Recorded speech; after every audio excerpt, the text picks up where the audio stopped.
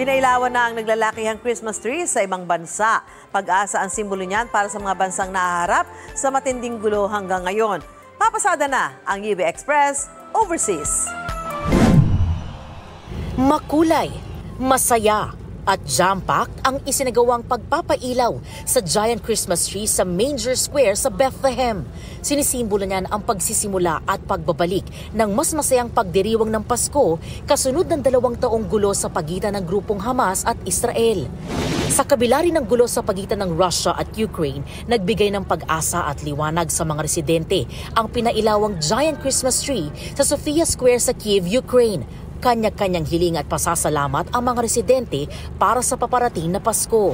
Winter vibes naman ang hatid ng giant Christmas tree na pinailawan sa labas ng isang cathedral sa Milan, Italy. Ang disenyo nito konektado sa Winter Olympics na gaganapin doon sa susunod na taon.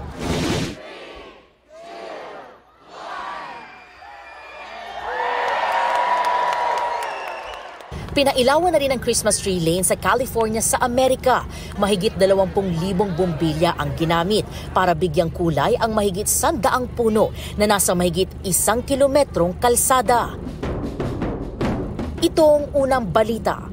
EJ Gomez para sa GMA Integrated News. Gusto mo bang mauna sa mga balita? Mag-subscribe na sa GMA Integrated News sa YouTube at tumutok sa unang balita.